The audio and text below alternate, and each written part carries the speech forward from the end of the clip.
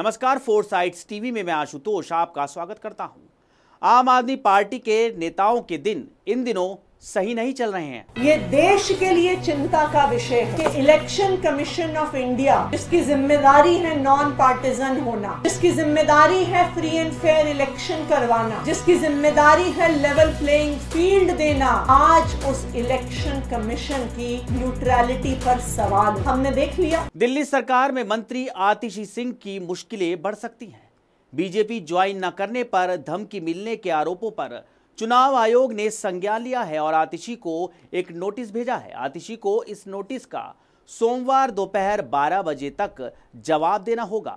चुनाव आयोग ने कहा है कि नोटिस के प्रत्येक पैरा का लिखित में जवाब दिया जाए। जानकारी के लिए देखिए हमारी ये खास रिपोर्ट कि किस तरह से इस देश की बड़ी बड़ी एजेंसीज भारतीय जनता पार्टी की केंद्र सरकार के सामने नतमस्तक हो गई। चाहे वो सीबीआई हो, चाहे वो ईडी हो, चाहे वो इनकम टैक्स डिपार्टमेंट हो, चाहे वो स्टेट बैंक ऑफ इंडिया हो। लेकिन आज मैं इलेक्शन कमीशन से अपील करना चाहती हूँ कि आपको इस देश के संविधान ने एक बहुत बड़ी जिम्मेदारी दी। इस देश के संविधान ने आपको इस देश के लोकतंत्र को बचाने की जिम्मेदारी दी है। अब आम आदमी पार्टी की एक और मंत्री यानी आतिशी पर संकट के बादल नजर आ रहे हैं। किसी भी तरह उन्हें चुनाव आयोग के नोटिस का जवाब देना होगा। इससे पहले बीजेपी ने भी आतिशी को नोटिस भेजा था और पूछा था कि किसकी तरफ से पार्टी में आने का ऑफर मिला है, उसका खुलासा किया जाना चाहिए। बीजेपी ने कहा था कि अगर सच सामने नहीं लाया जाता तो कानूनी प्रक्रिया को अपनाया जाएगा। बता दें कि 3 दिन पहले आतिशी ने बीजेपी ज्वाइन करने का ऑफर मिलने का आरोप लगाया था। आतिशी का कहना था कि उन्हें बीजेपी में शामिल होने का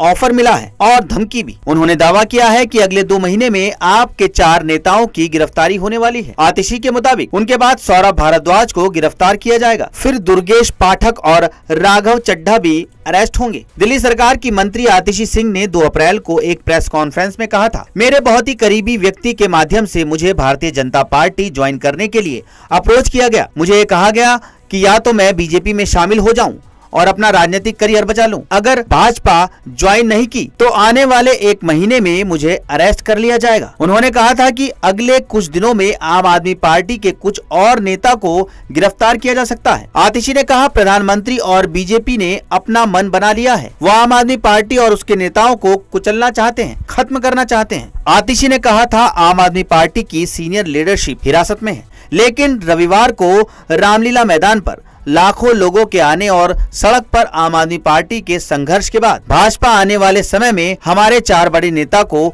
जेल में डालेगी। आने वाले कुछ दिनों में मेरे निजी आवास पर ईडी की रेड होगी, मेरे रिश्तेदारों और परिवार वालों के घर रेड होगी। हम सबको समन भेजे जाएंगे और फिर गिरफ्तार किया जाएगा। आप एक ऐसे इलेक्शन कमीशन को आज चला रहे हैं जिसको पूरी दुनिया देखती है, जिसकी पूरी दुनिया तारीफ करती है कि भारत जैसे देश में आज तक कभी चुनाव की निष्पक्षता पे सवाल। मैं इलेक्शन कमीशन से अपील करना चाहता हूँ, भारतीय जनता पार्टी और उनकी केंद्र सरकार के सामने नतमस्तक मत हो। जिस तरह इतने सालों के बाद भी पूरा देश टी.एन. शेषन जी को याद करता है। ताजा तरीन खबरों में बने रहने के लिए देखते रहिए फोर साइड्स टीवी।